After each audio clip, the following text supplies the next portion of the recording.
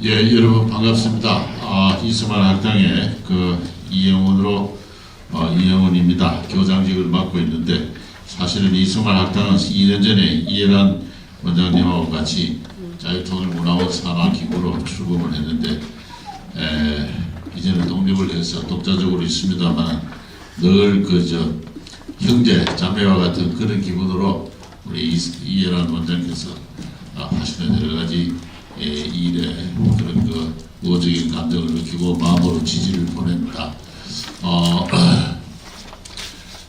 저에게 주어진 과제가 이승만의 독립정신과 북한 자유화의 과제입니다. 근데 짧은 시간에 한 45분 정도 제가 말씀을 드릴 텐데 45분 정도 괜찮습니까? 예. 북한 자유화의 과제까지 제가 다 말씀드릴 수는 없고 우리가 남북 통일을 성취함에 있어서 기본 정신이 무엇인가? 그것은 이승만의 독립정신이다. 좀 전에 이해란 원장께서도 그 점을 강조해 주셨는데 그렇다면 이승만의 독립정신이 뭐냐? 거기에 대해서 제가 주어진 시간에 간략하게 말씀드리겠습니다. 이승만 학당도 수료하신 분들도 얼굴이 보이고 하는데 다 들어서 아는 이야기겠습니다만은 자꾸 들어도 기조한 이야기니까 새로 듣는다, 처음 듣는다는 그런 기분으로 제 이야기를 경청해 주시면 감사하겠습니다.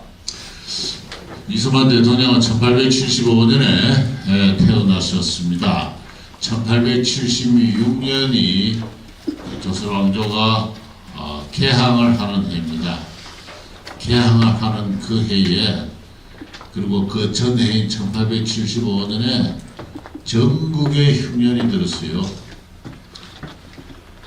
특히 1876년에 흉년이 아주 심한 흉년이었습니다. 그때 어떤 양반이 서울서 호남 지역으로 여행을 하는데 곳곳에 죽어 넘어진 사람의 시체가 길거리에 버려져 있었습니다. 그러한 시대에 1875년도 심한 흉년이었어요. 이승만 대통령이 태어났습니다. 조선왕조 어지러운 그 시대에 고고의 성을 울리면서 이 세상에 태어나셨는데요. 작고를 하신 것은 1965년이니까 90세를 살았었습니다. 75년부터 1910년까지는 조선왕조 대한제국 시대입니다. 나이 35세까지는 조선왕조 대한제국의 신민으로 살았고 이후 미국에 망명해서 무국적자로 독립운동가로서 1910년부터 1945년 35년간을 미주 대륙을 외롭게 떠돌아다녔었습니다. 45년 이후에 귀국해서 48년에 대한민국을 건국하셨고 초대 대통령으로 취임을 하셔서 1960년까지 대한민국이라는 나라를 만들고 그 기초를 다지고 나라의 적재성을 이렇게 굳건히 했던 그와 같은 업적입니다. 업적을 남기신 분이시죠. 이분이 1899년에 한성 감옥에 갇혔는데요. 그 옆에 사진은 감옥에 갇히고 나서 3년 뒤의 사진입니다. 1902년경의 사진인데 아직도 이 몸에 사슬을 메고 있는 것을 볼 수가 있습니다. 중재인이기 때문에 그렇습니다. 사형위기의 가능성도 있었습니다만 무기징역으로 겨우 목숨을 구하고 이후 감형의 은사를 2번 받아서 10년으로 이렇게 형기가 결정되어 있었던 상태임에도 불구하고 국사범이니까 고종황제 폐위에 연관된 국사범으로서 저렇게 사슬을 메고 있는 그와 같은 이승만의 모습입니다. 그 옆에 있는 것은 1904년 2월부터 6월 4개월 동안 옥중에서 저술하신 독립정신이라는 그 책입니다. 1904년 2월에 러일전쟁이 발생을 해서 그 소식을 감옥 안에서 들은 이승만은 하고 있던 일을 모두 중단하고, 당시 영한사전을 편찬하고 있었는데 그걸 중단을 하고 급히 독립정신을 쓰기 시작했습니다. 이 나라가 대해를 항해하는 배가 큰 풍랑을 만나서 돛도 부러지고 삿도 부러지고 선장은 무너하고 배는 곧 침몰할 직전에 놓여 있는지라 그와 같은 나라가 이 대한민국인데, 이 전쟁이 끝이 나면은 어느 쪽이든 이긴 편으로 나라가 망할 것은 삼천동자도 아는 일이라. 그 위중한 시기에 대장부로서 감옥에 갇혀 아무 할 일도 없으니 어찌 피눈물이 쏟아지지 않느냐. 이 나라가 어떤 지경에 어떻게 해서 이런 지경으로 도달했느냐. 한마디로 가슴 속에 독립이라는 두 글자가 없기 때문에 그렇다. 그렇게 해서 이 독립이란 무엇인가 하고, 당초는 독립요지였습니다. 책이 독립이란 도대체 무엇인가 하는 그런 뜻으로 책 제목을 본인이 붙였는데, 나중에 1911년에 샌프란시스코에서 출간을 할 때 주변의 친지들이 독립정신으로 제목을 바꾸는 게 좋습니다 해서 그렇게 독립정신으로 바뀌어졌습니다. 그 옆에 사진은 1919년 3.1운동이 일어난 뒤에 여러 곳에서 임시정부가 세워졌어요.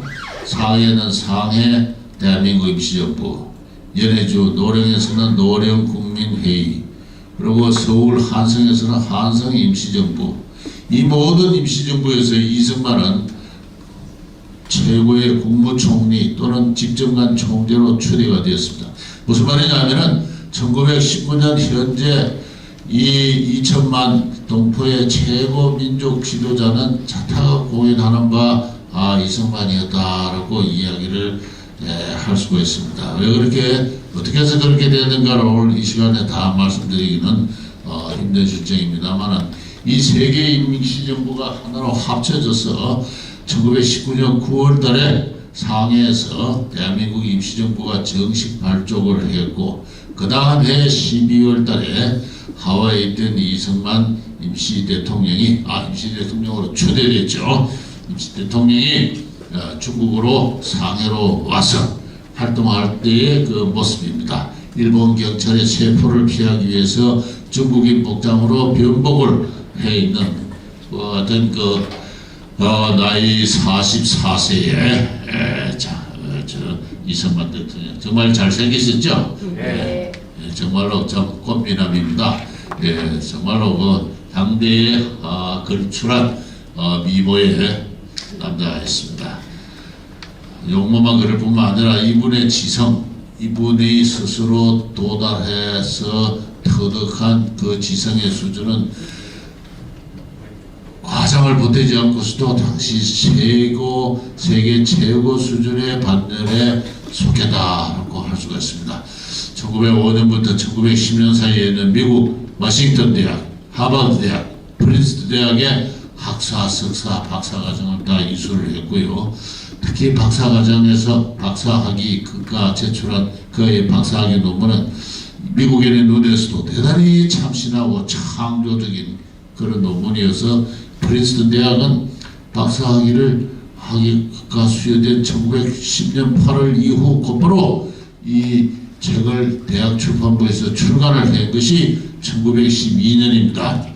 그 정도 되었다는 것은 이미 최고 수준의 지성의 반열에 올라가 있으신 분이다, 이렇게 할 수 있습니다. 그런데 이분이 짧은 기간에 미국의 최고 명문대학의 세계 학위를 취득하고 그렇게 훌륭한 박사학위 논문을 쓸 수 있었던 것은 이미 감옥에서 쓴 독립정신이라는 이 책에서 이미 상당한 수준으로 세계적 반열의 지성을 이미 터득해 있었기 때문에 그렇습니다. 미국의 정규학교를 다니지 않고서도 곧바로 미국에 가가지고 그렇게 적응을 하고 성취를 할 수 있었던 것은 이미 감옥에 있는 5년 동안에 그는 여러 수많은 책을 읽는 가운데 세계적 수준의 지성에 이미 도달해 있었고, 이미 마음에 머릿속에 준비한 바가 있어서 대학원에 들어가서 곧바로 훌륭한 논문을 쓸 수가 있었던 것이죠. 바로 그것을 오늘 지금 소개드리고자 하는 것입니다. 그게 바로 독립요지입니다. 무엇이 독립이냐 하는 것이죠. 무엇이 독립이냐?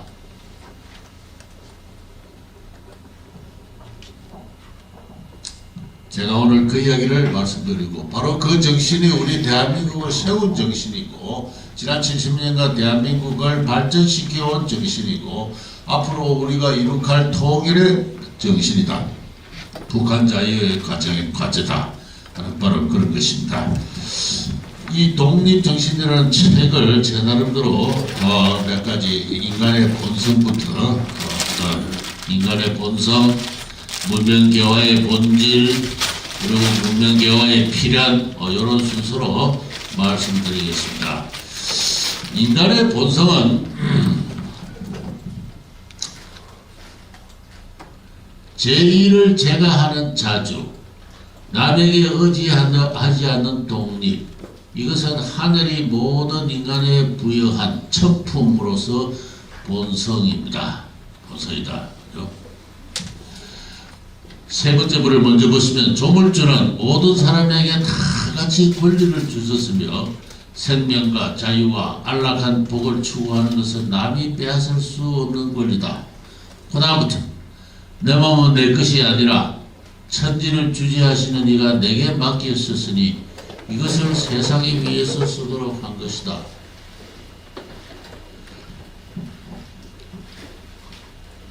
이분은 감옥 안에서 기독교인으로서 기독교인으로 변신을 했습니다. 기독교인으로 입신을 했습니다.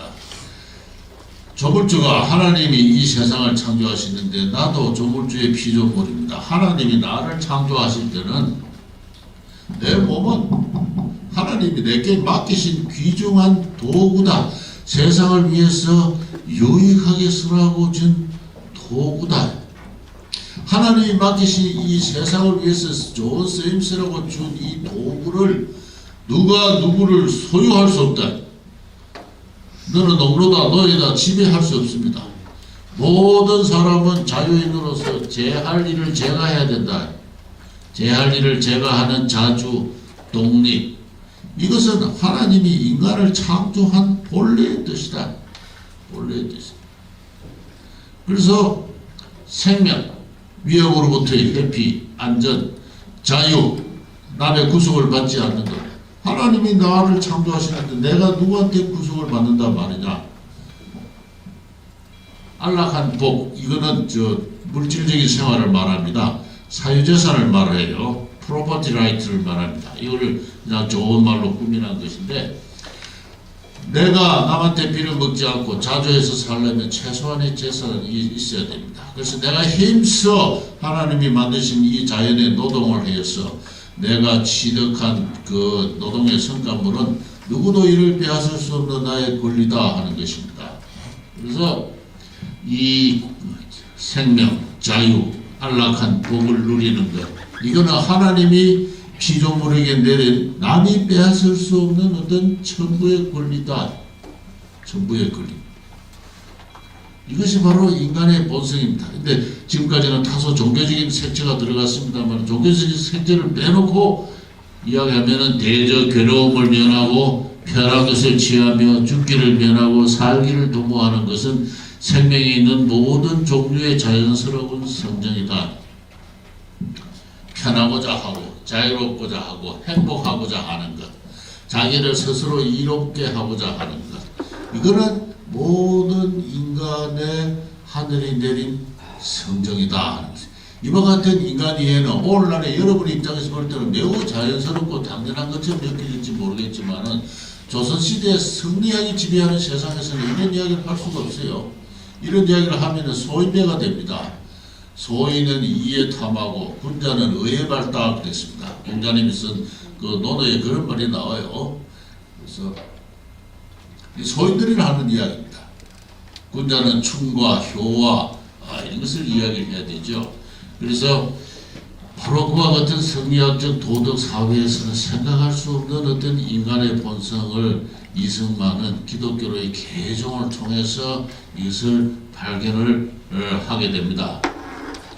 따라서 이러한 종교적 논리로 이승만에게서 자유하고 독립하면 이 세상에서 유익한 쓰임새라고 한 하나님의 소명과 같았습니다.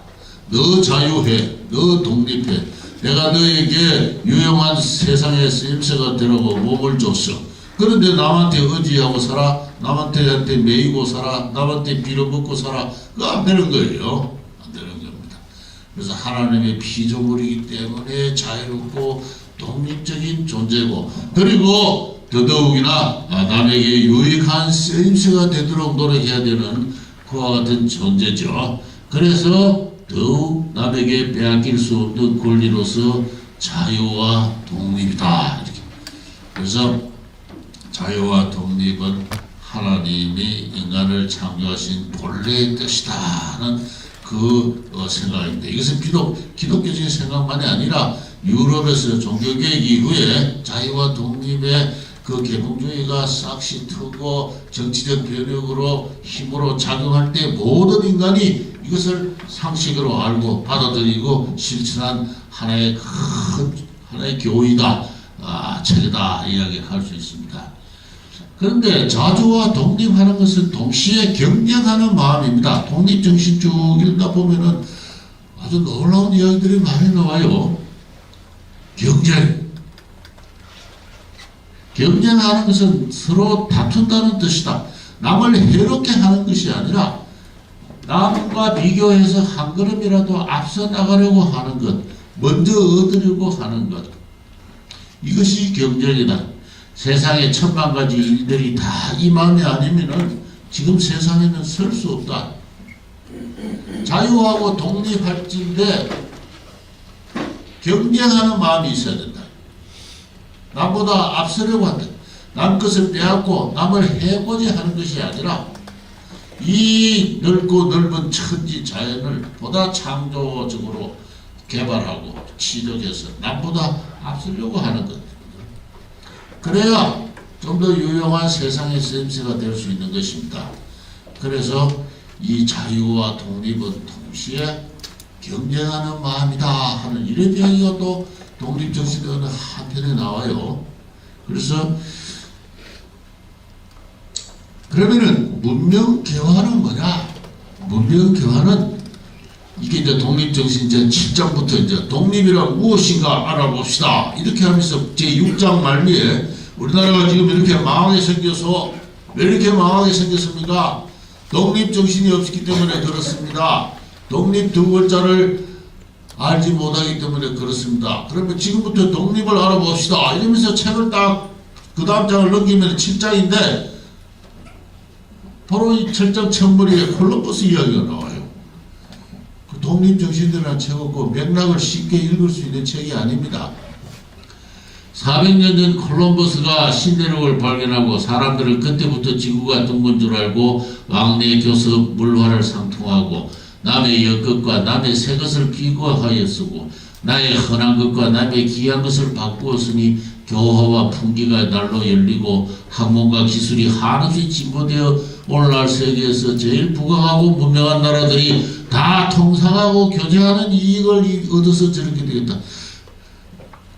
미국이나 저 서유럽의 여러 나라들이 다 저렇게 부강하고 행복하고 동양으로 말하면 요선시대와 같은 복락을 누리고 있는데 그 어떻게 왜 그렇게 됐느냐?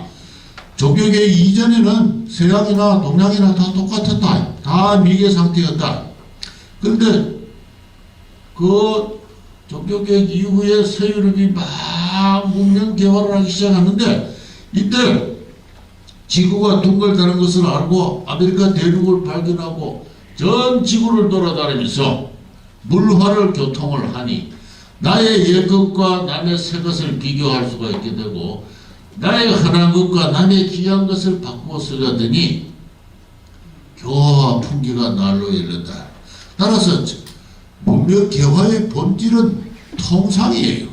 통상. 서로 열리고 교제하고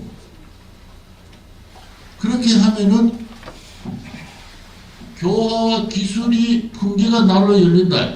이웃의 범위가 넓을수록 내가 쓸 수 있는 물건은 더욱 정교해지고 풍족해지며 내가 만든 물건도 귀해지고 널리 쓰이게 되고 사람들의 경문과 지식도 더욱 넓어진다. 이것이 온천하 만국과 서로 이웃이 되어 문화를 열고 풍성하며 고치며 물화를 교환하는 이유다. 100사람이 서로 교환하는 것보다 1000사람이 교환을 하게 되면은 물건의 질이 더 좋아집니다. 사람들이 다 똑같으냐면 그렇지 않아요. 어떤 사람은 무슨 자기가 잘하는 일이 있습니다. 다 같은 구두를 만드는 구두방 아저씨라 하더라도 구두를 만드는 솜씨가 다 틀려요. 100명이 만들어서 제일 좋은 상품하고 1000명이 만들어서 제일 좋은 상품이 달라요. 교육의 범위가 크면 클수록 물건의 질은 점점 좋아질 수밖에 없습니다. 물건이 더욱더 정교해진다. 그리고 기술. 그런 사람들이 시장에서 결국 승리를 하게 되니까 같은 시간 안에 생산할 수 있는 양이 점점 많아져요. 교육의 범위가 크면 클수록 상품의 질이 좋아질 뿐 아니라 상품의 양이 많아집니다. 왜냐하면 우수한 사람이 경쟁을 해서 결국은 시장에서 교육에서 승리를 하게 되니까 모든 사람이 자기가 잘하는 것을 열심히 하는 것, 그게 바로 시장 경제가 발전하는 기본 원리예요. 바로 이승만은 그것을 이야기를 할 수가 있습니다. 우리가 알고 있는 지식, 학교에서 가르치는 지식, 사전에 나와 있는 지식, 이거는 벌써 정형화된 쓸모없는 지식이에요. 살아있는 지식은 생산 현장에서 나날이 새롭게 생산이 됩니다. 실험실에서, 공장 라인 현장에서 하루하루 새롭게 생산의 현장에서 살아있는 지식으로 새로운 지식이 창조되는데, 이 교육의 범위가 넓으면 넓어질수록 전문과 지식도 더욱더 풍족해진다는 것입니다. 이것이 온천하 만국과 서로 이웃이 되어 문호를 열고 풍속을 거치며 물화를 교환하는 이유다. 그래서 문명과 개화의 본질은 늘 통상의 범위가 넓으면 넓어질수록 전 지구대로 확장되면 될수록 이전에 알지 못했던 새로운 지식 경문이 생기고 새로운 상품이 생기고 그리고 더욱더 상품이 정교해지는 가운데서 상품의 양이 풍족해지니 오늘날 서유럽의 각국들이 저렇게 부강하게 된 것은 그 본질이 통상에 있나니 이렇게 이야기를 합니다. 지금 세상은 천하만국의 지혜를 모아서 제일 편리하고 제일 정리한 법을 택해서 다같이 시행하여 날마다 진보하여 전에 좋던 것을 내일 더 기이하게 만들어 점점 새 것이 생길수록 더욱더 진보해 간다. 남한테 어떤 것을 남한테 배워서 배운 것을 개량하고 서로 지혜와 재주를 다투며 나아가고 있다. 지혜와 재주를 가지고 다투어 나아가고 있다. 서로 훌륭한 지식을 찾고 서로 훌륭한 교본을 취득하고 그래서 더 좋은 제품을 만들고 더 좋은 어떤 정미한 어떤 상품을 만들어서 서로 교역하고 이렇게 하니까 저 서유럽이 저렇게 부강 발전해 간다. 다시 말해서 독립이라는 것은 한 인간이 자유하고 독립한다는 것은 넓은 통상의 교역 범위 안에서 경쟁하는 자로서 자유하고 경쟁하는 자로서 통상하는 자, 그것이 바로 독립이라는 것입니다.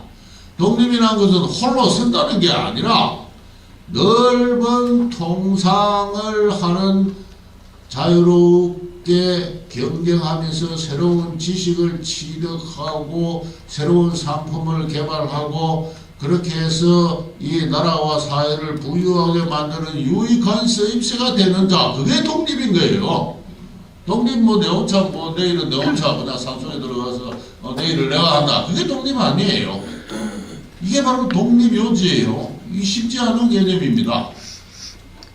독립이라니까 난 너 싫어, 널 보기 싫어 말이지. 우리 문어 걸고 우리 내 혼자 내 가지고 다 살 거야. 그 독립 아니에요. 이승만의 독립은 그런 독립이 아닙니다. 넓은 통상, 넓은 교역 나오는데 경쟁하는 거하고 새로운 경문을 취득하고 새로운 지식을 습득하고 다투어 앞으로 나아가는 자, 그게 바로 독립이에요. 독립.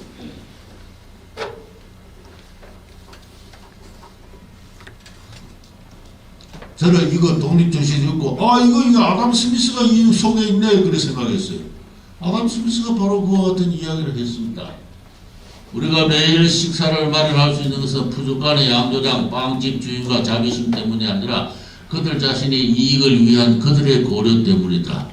우리는 그들의 자비심이 아니라 그들의 자애심에 호소하며 그들에게 우리 자신의 필요를 말하지 않고 그들 자신에게 유리함을 말하는 것이다.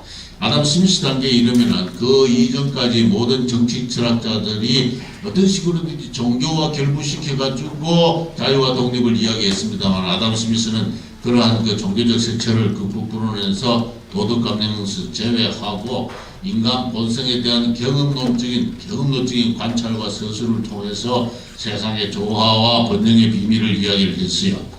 이분은 현명한 주부는 가사일을 하는데도 불업적으로 한다. 집안일을 모든 걸 다 하려고 그러지 않고 자기가 잘하는 거 열심히 해서 이웃 아주머니들하고 나누어 쓴다. 그게 현명한 주부다.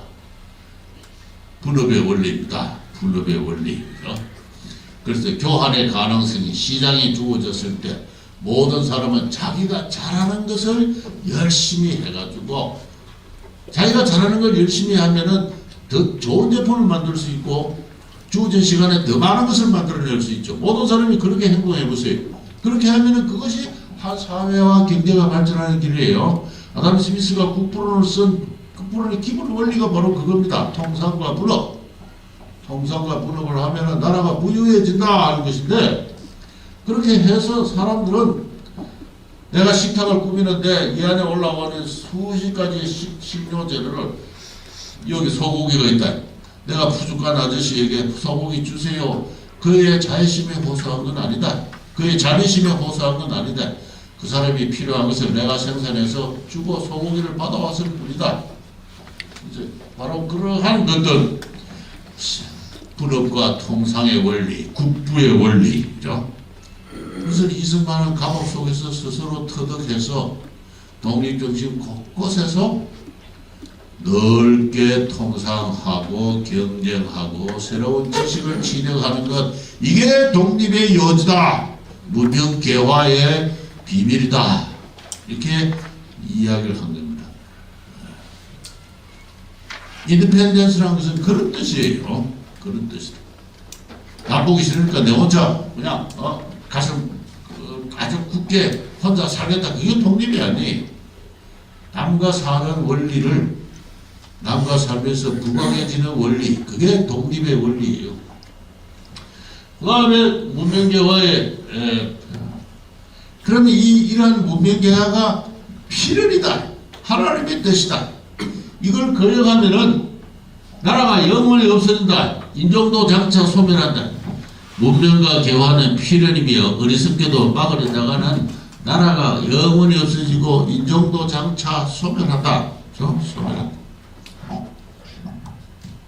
조물주가 이 세상을 만들 때는 5만 가지 물건을 다 만드셨는데 우리 인간의 손가락 하나, 발톱 하나, 머리카락 하나 다 요긴하게 쓰임새가 있어서 하나라도 버릴 것이 없는 것과 마찬가지로 이 지구의 삼라만상도 다 기기묘모하여 인간에게 귀한 쓰임새가 되는 것이다. 하나도 버릴 것이 없다. 그래서 사람들의 필요에 따라서 요긴하게 하나님이 이 세상을 풍족하게 만들어 줬는데 조물주가 사람에게 쓰이도록 이 만든 세상을 한없이 쌓아두기만 하고 썩혀버리고 자기도 쓰지 않고 남도 못 쓰게 하는 것, 이거 안 된다. 이거 하나님 뜻이 아니다. 이렇게 이야기를 합니다. 어느 나라는 사람이 많고 토지와 재화가 부족하고 굶주리고 어느 나라는 사람이 적어서 토지와 재화가 버려져 있다면 그것이 어떻게 조물주의 뜻이겠는가?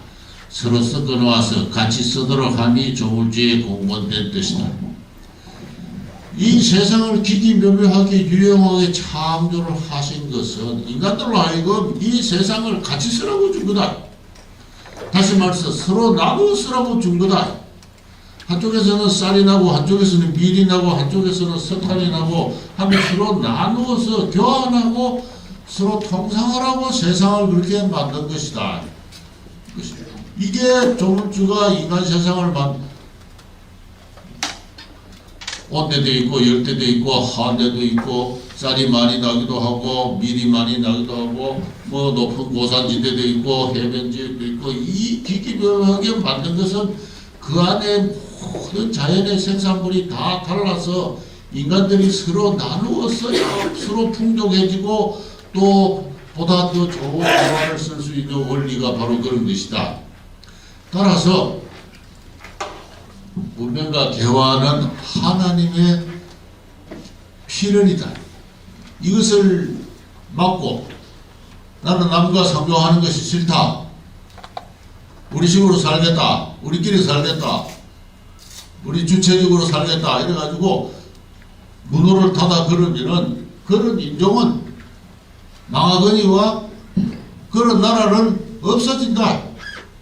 세상에 없어지는 수많은 나라들이 인종들이 있는데 다 남들과 소통하지 못하고 남들과 소통하는 것이 진정한 독립일진데 그러한 독립의 정신을 알지 못하고 문명개화의 원리를 알지 못하고 그렇게 해서 다쳐서 우물한 개구리처럼 하늘이 넓어지 못하고 산다면은 그런 민족은 장차 소멸할 것이고 불행하기도 우리 조선이 그런 민족이 되어서 지금 소멸하고 있는 중이다. 이 민족이 그렇게 이야기를 해요.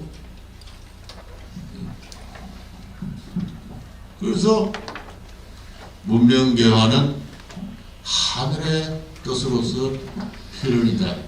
내 풍속과 내 처지가 제일이라 하고 백성을 노예로 묶어두고 있으니 어찌 조물주가 인간을 창조하고 사랑하는 본뜻이라 하겠는가. 차라리 압제를 해서라도 문호를 열어젖혀 바깥 세상의 행편을 스스로 깨닫게 해야 될 것이다. 진실로 만국이 서로 통하여 한집같이 섞여 살며 형제같이 사랑하여 정의가 친밀하면은 풍속이 스스로 같아지고 인물과 언어 문자까지도 다 하나가 될 것이다. 외국인이 우리나라에 찾아와 통상을 요구하는 것은 우리를 해롭게 하거나 빼앗기 위해서가 아니다. 그들이 요구하는 통상은 서로에게 이익되는 것이로서 막을 수도 없고 막을 이유도 없다. 외국인이 찾아와서 통상을 하자, 서로 교역을 합시다 했을 때 그 외국인의 권리다. 외국인의 권리다. 그걸 부정할 수가 없다. 조선왕조 임금이 우리 한반도를 만들었어요? 아니, 이 한반도를 만든 건 하나님이다. 이 이야기를 서구의 계몽사상이 하게 된 거는 이 존 로크라는 사람의 이야기. 저는 독립정신을 읽으면서 이거 존 로크가 이 안에 있구나 이런 생각을 했습니다. 이승만이라는 분이 어떠한 분이길래 18세기, 17세기 말 18세기 초에 존 로크의 생각과 똑같은 생각을 독립정신에서 피력하고 있는지 알 수가 없는 이야기. 대지와 모든 피조물은 만인의 공동물이다. 자, 저 아메리카 대륙 누구 거예요? 인디아 겁니까? 거기 아메리카 대륙에 콜럼버스가 도착하기 전에 한 2천만 명의 인디안이 살고 있었어요.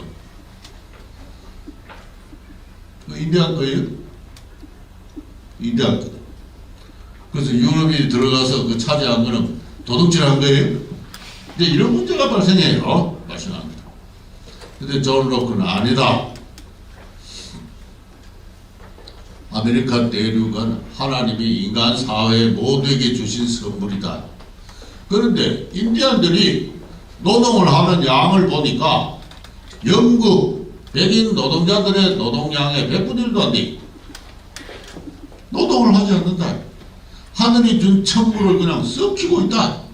썩히고 있다. 이럴 때 백인이 들어가가지고 열심히 그걸 개간해가지고 사용하는 거, 이거 하나님의 뜻이다. 이런 이야기예요. 독립정신이 똑같은 이야기가 나와요. 아메리카 대륙은 하나님이 우리 인간을 위해서 숨겨둔 보물이니라. 사람이 어디서 읽고 그런 생각을 했는지 모르겠는데 존 록하고 똑같은 생각을 해요. 노동을 투하한 곳이 어디든 그것은 빼앗을 수 없는 인간의 권리다. 하나님은 그 어떤 것도 인간이 썩히거나 파괴하도록 만들지 않았다. 누군가 울타리를 쳤더라도 여전히 썩힌다면 황무지로 간주되어 다른 누군가의 소유로 간주될 수 있다.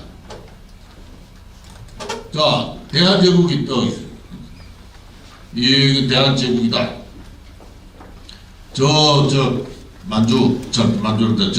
김제, 오늘날의 그 유명한 김제 평야, 그때는 황무지였어요.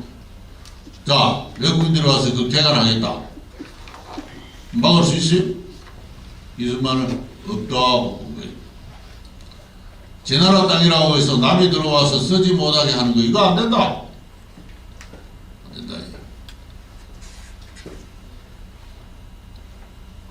아메리카 인디안들이 저 광대한 아메리카 대륙을 썩히고 있잖아요. 가서 개발하는 사람이 인간에게 누구 주어진 모든 권리, 우리 한국에 금이 많이 나는데 그걸 금을 캐지 않고 있어요. 미국인 회사가 와서 금 캐겠습니다. 허가됐을 때 막을 수 없다. 막을 수 없다. 그래서 이게 나중에 식민지가 되고 나면 또 이승만의 이야기는 바뀌어집니다만 독립정신 안에서는 세계 최고 수준의 어떤 그 존 록이나 아담 스미스와 통하는 큰 수준의 이야기를 하면서 문명개화를 원리적 수준에서 이야기를 하고 있는 겁니다. 그렇게 해서 내 풍속과 내 처지가 최고라 하고 백성을 가둬놓고 외국선은 오지도 못하게 하고 오면은 그냥 두드려 사람을 죽이기도 하고 상선을 불을 태우고 말이죠. 와, 그래서 민족정기가 솟아났다.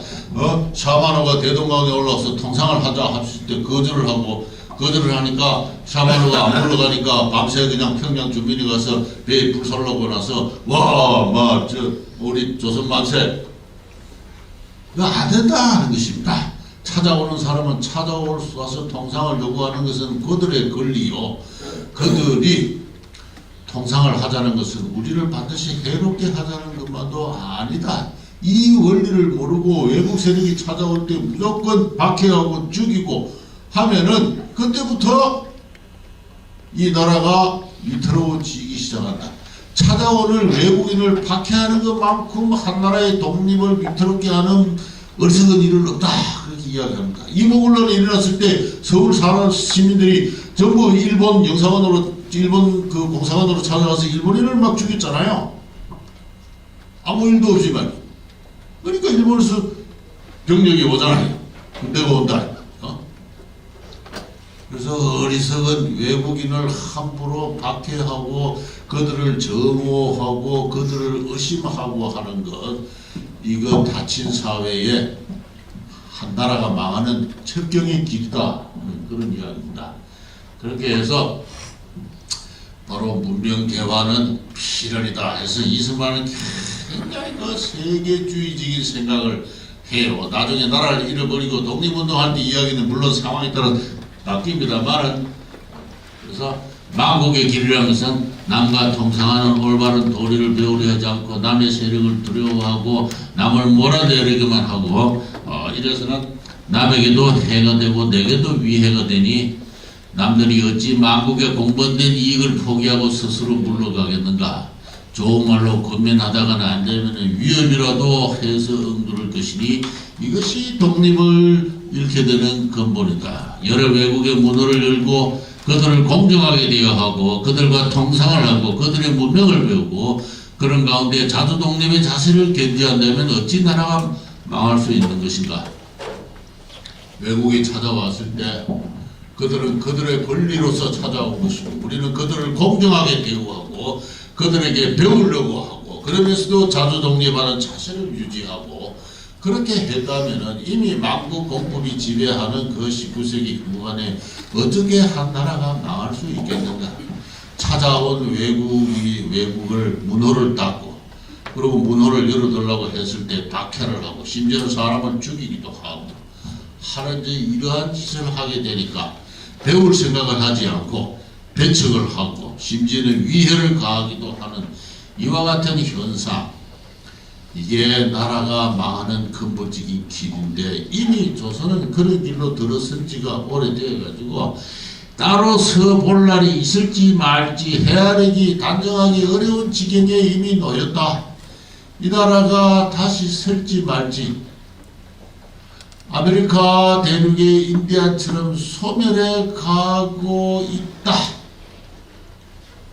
세계 큰 문명의 대세에 스스로 적응하지 못하고 소멸해 가고 있는 상태에 있다.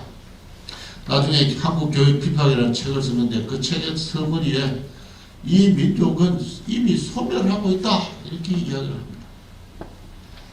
500년 동안 다쳐온 나라죠. 500년 동안 다친 가운데 우리 것이 최고다.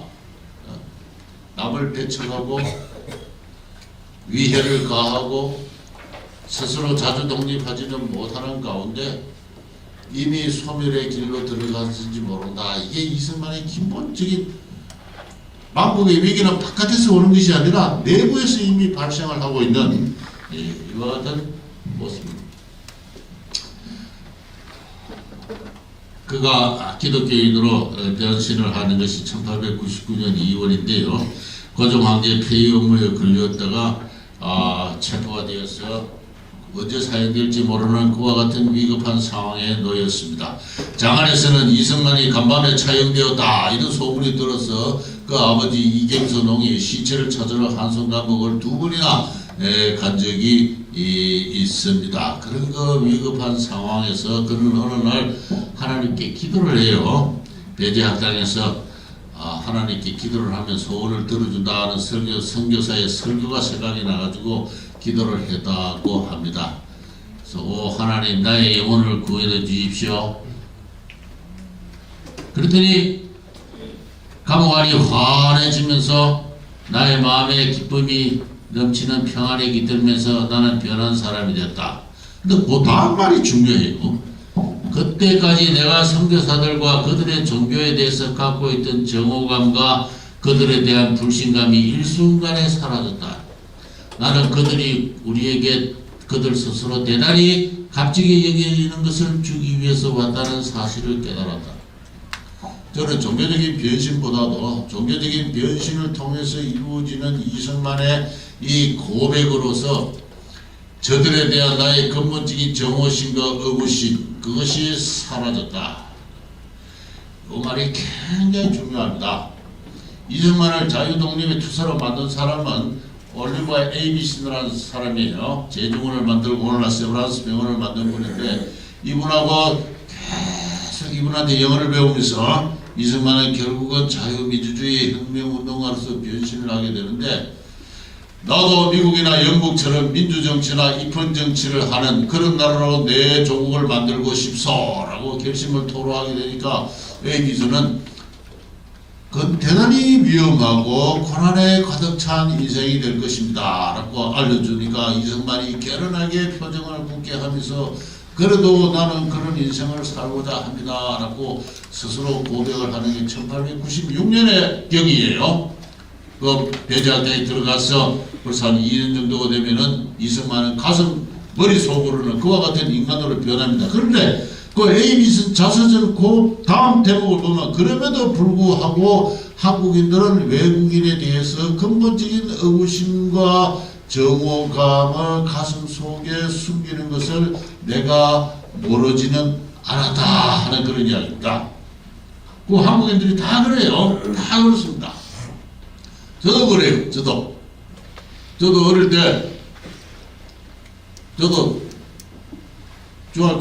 중학교 때, 고등학교 때 영어 대학원에 들어가서 영어를 잘해야 하면서 열심히 영어를 배우면서도 외국 사람과 악수를 하고 할 때는 그 손에 털난 거 보고 그 무슨 짐승같이 생긴 놈들이 말이야 하면서 근본적인 정오감을 갖고 있었고 내가 왜 정오감을 갖고 있는지 모르겠어요. 대학교 때는 또 그 평화봉사단 어떤 그 강사가 와가지고 말이지 막 영어 강의를 열심히 하길래 하루는 일어나가지고 말이지 당신은 아무리 영어 가르쳐줘도 말이지 우리 생활하고 영어하고 별 관계도 없는데 왜 그런 거 가르치냐고 막 대놓고 그냥 항의도 하고 있더니 할일 없이 외국에 대한 정오심이 내 몸속에 체질화되어 있었던 거예요. 체질화되어 있어. 그러고부터 그 사람 강의에 안 들어갔는데 나중에 학점은 주더라고요. 굉장히 이 철없는 그 젊은이들의 행동 속에는 내 조상으로 불러봤던 근본적인 의구심과 정오심이 있는 겁니다. 그걸 청산 못하고 지금 종북 좌파들이 지금 다 반민주의자가 되어 있는데 그 사람 탓이라기보다도 우리 조상들한테 물려받은 감정이에요. 근데 이승만은 그거를 떨칩니다. 근데 떨치고 자유인은 세계를 무대로 통상하고 경쟁하고 항문하는 인간입니다. 자유인은 부족의 인간이 아니에요. 민족의 인간이 아니고 종족의 인간이 아니고 심지어는 한 국민도 아닙니다. 자유인은 그것을 다 떨쳐버리고 하늘 아래서 홀로 하나님의 피조물로 서 있고 세계를 무대로서 활동하는 그게 진정한 자유인이에요. 독립의 인간이고 본질적으로 통상하고 교육하고 경쟁하고 하는 인간입니다. 이거를 이승만이 이때 딱 깨달은 거예요. 저 사람들이 저 미국에서 미국의 최고 명문 대학을 나오고 미국의 명문가의 자제들이잖아요. 여 한국에 와가지고 왜 저렇게 고생을 하면서 병원도 세우고 교회도 세우고 말이지 열심히 가르치려고 노력하느냐. 아, 저 사람들은 자기가 소중하게 여기는 것들을 우리한테 전달해 주려고 왔구나. 그래서 내 마음에 그들에 대한 근본적인 의구심과 정오심을 떨쳐버리고 이때 이승만은 세계인으로 거듭난 거예요. 그래서 그가 평생 절교, 그 밤에 자기 전에 그 아침 일어나서 성경을 읽을 때 자주 암송했던 그 성경 구절은 나는 이 세상에 평화를 주러 온 것이 아니라 검을 주러 왔노라. 아버지와 자식이 싸우고 며느리와 시어머니가 싸우고 진정한 기독교인은 가족관계에 얽매이지 않아요. 가족적 이해, 종족적 이해, 부족적 이해, 민족적 이해로부터 자유로운 그러한 한 인간이 진정한 자유인이고 진정한 독립의 인간이에요. 바로 이승만이 그러한 정신적인 대변혁을 했기 때문에 당신들은 누구도 이해할 수 없는 수준의 세계적 최고 지성의 수준으로 뛰어올랐고 여러 역사책과 그리고 철학책을 읽고 사색하는 가운데 이미 아담 스미스의 통상과 분업론 그리고 존 록크의 소유론 이런 것들을 이해를 하게 됐습니다. 그 사람 책을 읽은 거 아니에요. 그러나 사색과 사색을 통해서 그러한 어떤 그 경지에 도달했고 바로 이것이 이 통상과 독립과 자유인으로서 다시 말해서 세계인으로서 독립과 개방과 통상 이게 독립의 본질이에요. 이 원리를 알고 우리 한국인들이요 이미 소멸의 과정에 들어간 한국인들이요 지금이라도 늦지 않았으니까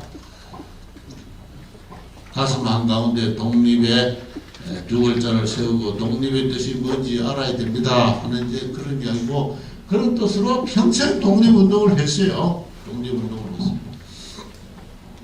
그래서 독립의 기회는 2번부터 미국과 일본이 충돌하는 그날에 온다. 일본은 자칭 신의 나라고 미국과 충돌은 불가피하다. 이승만을 끝까지 독립운동을 포기하지 않고 버티게 한 것은 바로 이 신념이에요. 그리고 이 신념은 이 예언은 위대하게도 현실의 역사로 실현이 됐어요. 실현이 됐어요. 많은 사람들이 잠꼬대 같은 소리다. 미국과 일본이 충돌한다 했을 때 많은 미국인들이 비웃었습니다. 일본은 문명의 국가다. 일본은 평화의 나라다. 그러나 아니다. 미국과 일본은 충돌하길 한다. 그때 조선 독립의 기회는 온다.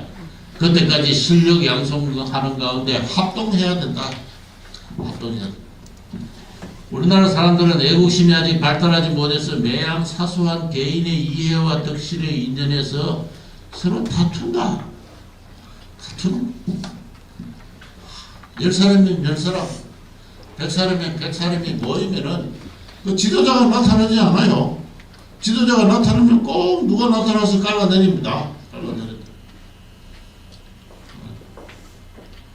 민족의 영수가 지도자가 나타나지는 못해요. 이승만이 내가 영수 노릇을 좀 하겠다 하는데 그거 아무도 인정 안 해요. 그냥 이승만을 깎아내리고 싸움하고 평생 이승만을 제일 괴롭힌 사람이 누군지 알아요? 일본도 아니고 일본 해병도 아니고 일본 경찰관이 같은 조선 사람이에요. 가장 무서운 것은 일본 헌병과 경찰의 고문이 아니요 음해하고 분열하는 한국인이니 가장 나의 무서운 적은 한국인. 모이기만 하면 싸운대. 기호파 서북인 평생 이승만의 바지가랑이를 잡고 못살게 부르면 서북인들이에요. 이 어디 서북 출신들이 있으면 좀 이해라시 서북 출신이죠. 이 서북 출신들이 줄기차게 지금 이날까지도 이승만을 못살게 부르는 지금 영남인과 호남인 같은 국민이 아니에요. 같은 국민이라고 볼 수 없습니다. 한 울타리에 갇혀있을 뿐이지 말이죠. 만약에 전쟁이 난다 하면 무슨 행동을 서로 할지 몰라요. 제가 박근혜 대통령 탄핵되고 나서 광주 어느 대학에 가서 강의를 하러 갔더니 저 박근혜 탄핵하면서 축제를 벌이고 있더라고요. 아무리 대통령이 못해서 탄핵을 정당하게 당했을지언정 나라의 비극인데 축제를 벌이고 있어요. 그래서 이 나라도 소멸하고 있구나. 소멸하고 있다. 이런 생각이 듭니다. 이승만 대통령을 가장 괴롭힌 것은 애국심의 부족, 그리고 지도자를 받들지 못하고 나타나는 지도자를 항상 깎아내리고 합동을 해야 된다. 합동을 하지 못하면 독립은커녕 이 민족이 소멸한다. 소멸하고 있다. 그런 이야기. 그래서 날 보고 자꾸 외교 독립 노선이라 하는데 그건 잘못된 소리다. 기회가 조성이 되면은 일미 충돌의 그날이 오게 되면은 국민적 전쟁을 준비해야 되고 그때는 대포와 비행기로서 전쟁을 선포하는 것은 세계 공법이다. 그런데 그 전에 원수 한두 사람을 해친다고 총을 쏘고 폭탄을 던지고 그거 안 된다. 이게 이제 이승만을 이해 못하는 사람들이 그 탈레반처럼 말이지 한두 사람 전국의 지도자들을 해한다고 해서 그 무슨 독립의 영향이 있는 거 아니에요. 세계 자유인이 사회적으로 볼 때는 오히려 미개한 종족들이 하는 일로만 오해를 받고 오히려 더 큰 탄압을 부르고 무고한 시민들을 생명과 재산을 위해만 가하는 그런 그거 안 된다. 근데 당시 사람들은 그 말을 이해를 하지는 못했어요. 미일 충돌의 그날이 오면 독립계획이 온다고 허무한 외세어전주의다. 모든 사람이 100이면 100 사람들이 안창호 선생부터 다 그렇게 이승만을 비판하는데 역사는 그렇게 흘렀어요. 현실적으로 역사가 그렇게 흘렀다. 그게 위대한 거 아니에요? 역사가 그렇게 됐는데 누구보다 앞장서서 어느 미국이 보다 앞장서서 미국과 일본이 충돌하다 했는데 역사가 그렇게 됐는데 그 역사의 결과로 우리 대한이 독립을 했는데 그거를 놔두고 지금까지도 이승만의 독립운동은 허무한 외세 허존의 외교 독립 노선이다. 이러고 앉았어요. 이 마음속에 아직도 자유와 독립이 뭔지는 모르는 세계사의 주류가 어디로 흐르는지를 모르는 우리 한국인들의 이 닫힌 그 마음 상태가 지금까지도 이승만을 저주와 매도의 대상으로 삼고 있다고 봅니다. 1948년 2월 달입니다. 하지 장관이 김규식 김구, 이승만 세 사람을 불러서 1시간 동안 혼자 설명을 해요. 유엔 한국 임시위원단이 북한에 못 들어가고 남한만이라도 단독 총선거를 해야 되겠으니까 협조해 주세요. 1시간 동안 설득을 했는데 김구와 김규식은 끝내 한마디 대답을 하지 않았어. 오히려 엉뚱하게 대한민국이 남한이 독립한다고 해서 미국이 승인하게 될 것 같습니까? 뭐 이런 엉뚱한 소리나 하고 그랬어요. 이승만은 이야기했습니다. 그 두 사람 보고 당신들은 당신들이 옳다고 믿는 길로 가시오. 그 평생 독립운동을 같이 해온 사람들 아니에요. 당신은 당신들이 옳다고 믿는 길로 가시오. 지난 35년간 우리가 기회 있을 때마다 국제회의 나가서 우리 말 좀 들어주세요. 우리 좀 참가시켜주세요. 그렇게 액을 먹으려고 다녔어도 단 한 번도 우리 말을 들어준 국제회의가 없었는데 이제 국제사회가 우리를 독립시키자고 있다고 하는데 제주도만이라도 독립국가를 세워서 국제사회에 우리가 발언할 수 있는 기회가 생기거늘 어찌해서 그 기회를 놓치려고 하는가.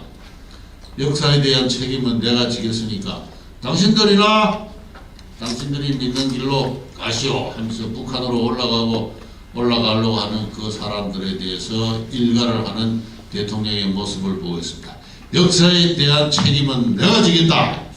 그렇게 해서 대한민국이 만들어진 거예요. 대한민국을 세우기 위한 미국의 마스터 플랜이 있었던 것은 아닙니다.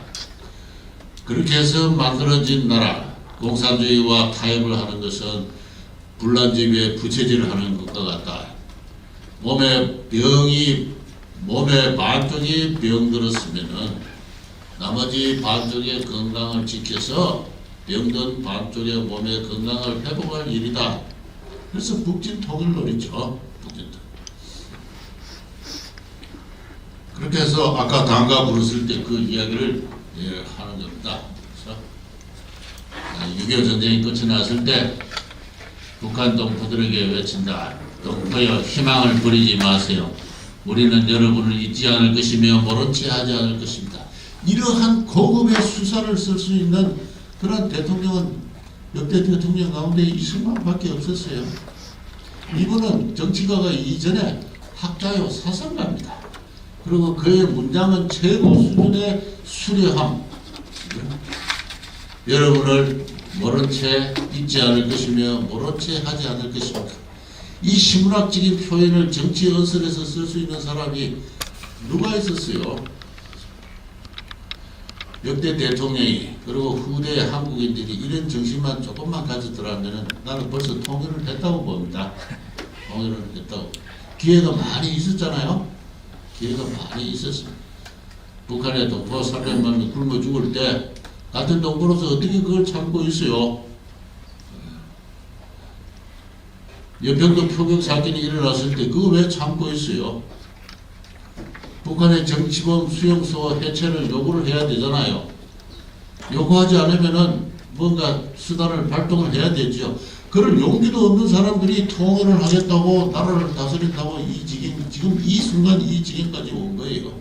한국인들 모두가 비겁자입니다. 위선자들이고요. 아니면은 무식한 자들이거나.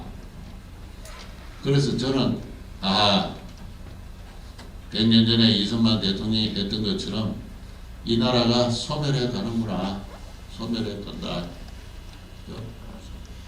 자유와 독립의 큰 뜻을 모르고 그 자유와 독립의 큰 뜻을 위해서 한몸 희생할 그런 용기도 없는 사람들이 북한에 올라가서 독재자의 손을 잡고 흔들고 서로 포옹을 하고 또 그래서 지지율이 또 쫙 올라가고 하는 이 마성적인 이 어리석은 어떤 그 군상들의 어떤 그 지성 세뇌 상태, 이 수용소 상태, 다시 망하려나 보다 하는 그런 생각이 듭니다. 그래서 망하지 않으려면 다시 각오를 새롭게 하고 뭔가 이 나라를 새롭게 세울 지도자들이 이제 나타나야 되는데, 그래서 젊은이들이 우리 유명호 씨 같이 이제 좀 저보다도 좀 어린 분들이 앞으로 좀 이 나라를 짊어질, 저는 나이가 벌써 70 다 돼가 이제 희망 없고 이런 떠드는 일만 이제 열심히 하다가 좀 물러갈 것입니다만, 한국의 젊은들 가운데 진정한 자유와 독립의 투사들이 나타나서 이승만 정신을 갖고 북한 동포를 해방하는 그러한 리더저가 나타나서 이승만의 독립정신을 완성해 주기를 바랍니다. 자, 제 이야기는 여기서 마치겠습니다.